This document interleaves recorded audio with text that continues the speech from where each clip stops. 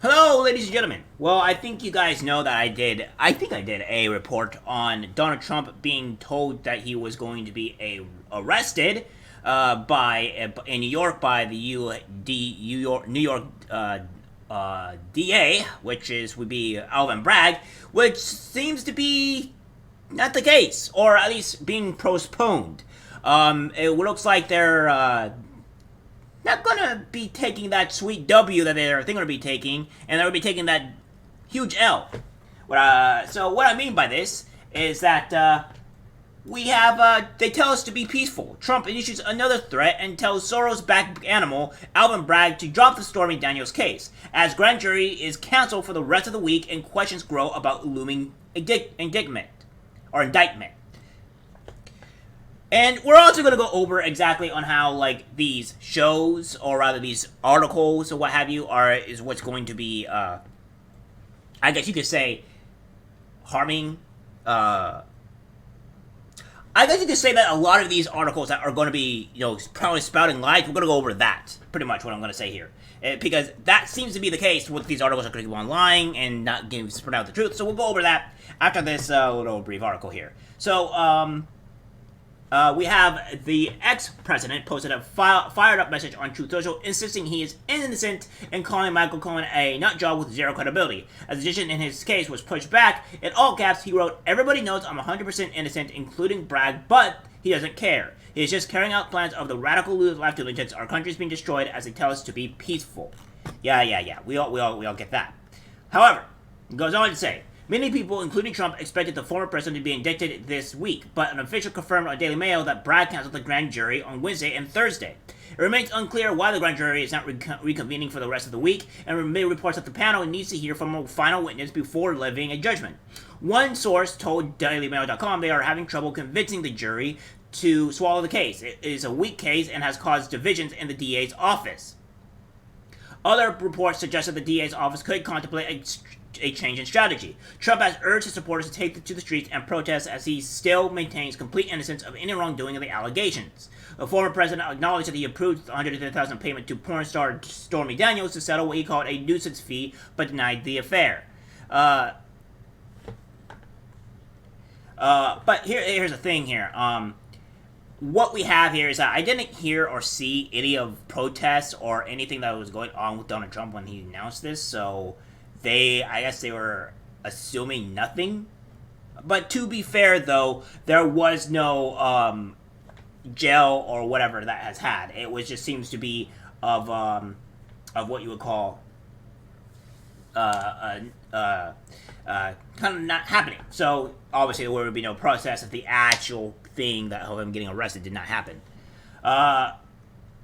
So he says, but the bombshell new documents obtained by Daily.com show that Trump's former attorney, Michael Cohen, claimed in a 2018 letter that he was not reimbursed by his client or his business for the hush money payment to Daniels. The letter to federal authorities could throw a wrench in the works for prosecutors looking to pursue criminal charges against Trump for the payment. Cohen, a star witness in the trial, claims that Trump reimbursed him with personal funds. He later pleaded guilty to violating federal campaign finance law over the hush money. Even if Trump was indicted this week, law enforcement sources tell DailyMail.com that he wouldn't need to come to New York for arraignment until next week, at the earliest. Decidedly good news for the former president, who was preparing for one of his first 2024 campaign rallies in Waco, Texas, on Saturday. All 36 New York Police Department officers were put on alert this week, told in a memo to Monday to be in uniform and on standby for deployment. The men and women in uniform will have maintained a heightened presence around the courts in Manhattan this week, with pro- and anti-Trump protesters descending on the Big Apple. Police presence included using dogs to sweep the area to stiffer bombs and other nefarious items that, after the New York courts were flooded with threats earlier this week. A bomb threat made via 911 call on Tuesday shut down the Manhattan Civil Courthouse Tuesday morning and put proceedings on hold, according to a court spokesperson. The threat delayed the start of a New York Attorney General hearing in a separate case involving Trump and his company allegedly engaging in a year-long fraud scheme. So we have this as well, that Trump posted an image Wednesday evening on the Truth Social of him posing with a large group of officers and first responders with the NYPD and FDNI. There was no text associated with the post. In a separate post on his social media platform, Trump also re-upped his claims there was no crime of any kind and accused Bragg of election interference with weighing the indictment of a former and potentially future president. As all eyes turned to New York and police and court security surveyed the streets, images emerged of members of the United States Secret Service and Department of Homeland Security setting up a base camp at the Peninsula Hotel in Manhattan. Meanwhile, Trump is steering clear of the city he once called home and instead of remaining at his Mar-a-Lago residence in Palm Beach, Florida, which would probably be the safest and most wise idea right now for Trump. So yeah, that's what we have right here. And we have this, with Manhattan prosecutor says Trump created false expectation of imminent arrest. Well. That may be true and all, but we have to correct this statement here. We give you this, ladies and gentlemen, we give you this. By email, the Honorable Jim Jordan, Chairman, House Committee on the Judiciary, the Honorable Stanley Steele, blah, blah, blah, blah, blah. Dear Jordan, Chairman, and Chairman Comer. The District of Attorney County is investigating allegations that Donald Trump engaged in violations of New York and state penal law. This is also the Bragg letter, by the way, District Attorney County of New York, on 1 Hogan Place, just to completely verify what this is.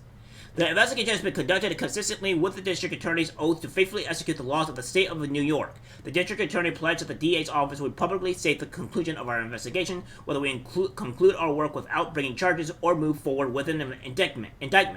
He stands by that pledge, and if charges are brought at the conclusion, it will be because of the rule of law and faithful execution of the District Attorney's duty to require it.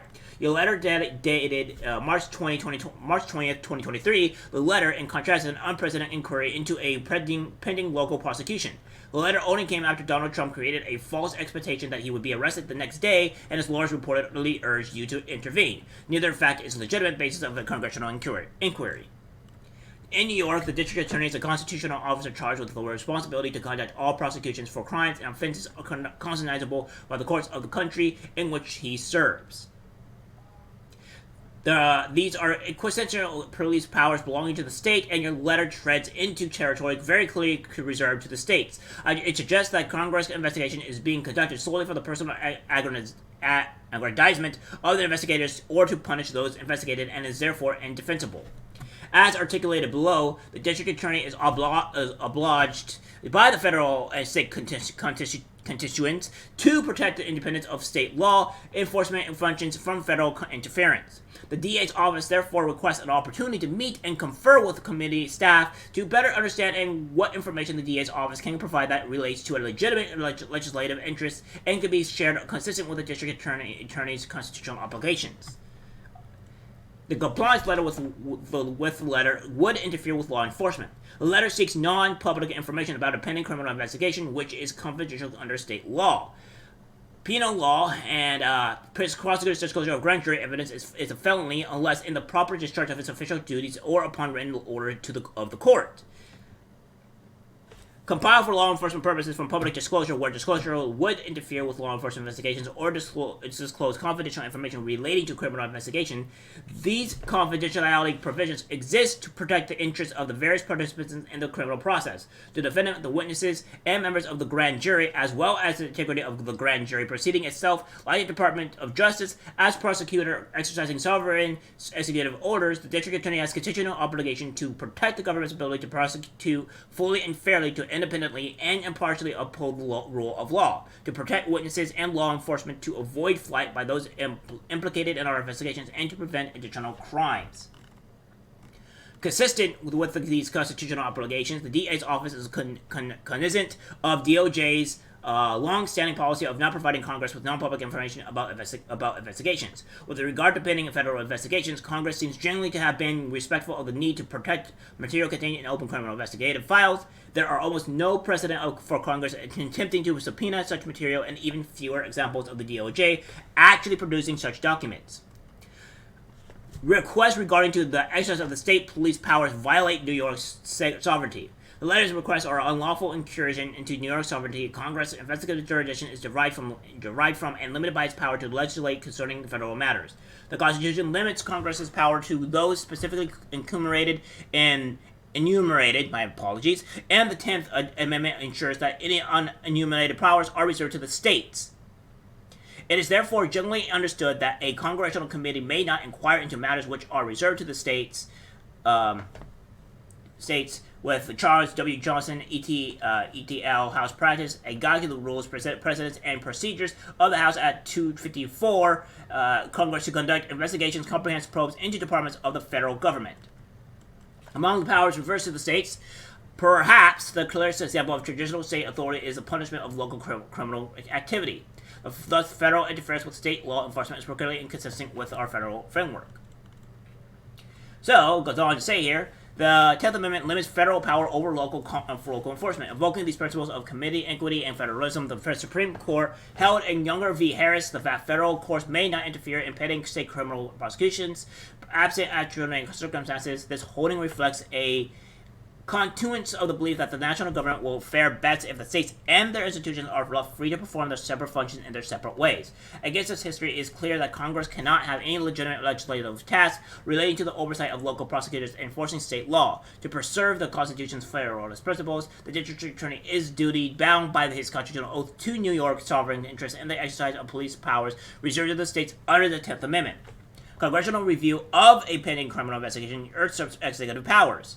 Congress is not the appropriate branch to review pending criminal matters. As the Supreme Court noted in Watkins Congress, a law enforcement and trial agency, these are functions of the executive and judicial departments of government. 354 U.S. Act 187, the power of Congress to investigate must not be confused with any of the powers of law enforcement. Those powers are assigned under our Constitution to the executive and judiciary.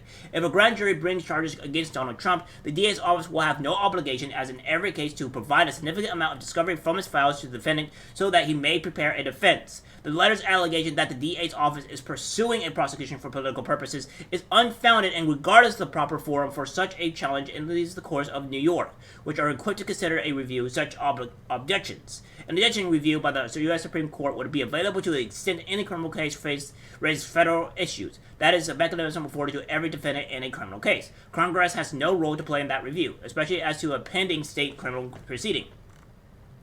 Federal funding is a sufficient basis to justify these constitutional requests. The letter indicates that its request may be related to a review of federal public safety funds, but the letter does not suggest any way in which either the district attorney's testimony about his prosecutorial decisions or the documents and communications of former assistant district attorneys on a pending criminal investigation would shed light on that review. Nonetheless, to assist Congress in understanding the ways in which the DA's office has used federal funds, we are preparing and will submit a letter describing its use of federal funds. We trust you that you appreciate the importance of our federal system, state law enforcement activities, and critical need to maintain the integrity and independence of state criminal law enforcement from federal interference. While the DA's office will not allow a congressional investigation to impede the exercise of New York's sovereign police power, this office will always treat a fellow government entity with due respect. Therefore, again, we request a meet and confer to understand whether the committee has any legitimate legislative purpose in the requested materials that could be accommodated without impeding those sovereign interests. We simply expect that our office also be treated in a manner consistent with New York's state residency, sovereign, and joint participant in the governance of the nation. Yeah, so pretty much confirming that they were going to, what you would call, that he was going to actually do the arrest. The arrest was coming in pretty soon, and he got hold of this pretty quickly. So that being said, Trump knew about it, and obviously the DA is lying. It says Trump raises $1.5 million for presidential campaign since warning of arrest in looming New York City indictment. So yeah, so he's raised a lot of money for this, and he told his people that this was going to happen. And do we expect him not to say anything about it or what have you? Just let him die or just, not be known of it? He is saying what's actually happening to him, and that's a good thing. I'm not going to agree with everything that Donald Trump does or says, but what they're doing is definitely a political power move, and it's nothing more. And this is being shown over and over again. They're going to be taking these L's. And the Democrats, by the way, you people that probably watch my channel, the very few that you do. This is kind of what the political landscape is doing. You can disagree or agree with Donald Trump, but what you have to understand is that these people are using it for political power. And the same thing where we wouldn't want the Republican side to weigh political power against anybody of a president or what have you due to something like this, or even when it comes to criminal matters, should not be wielded at all.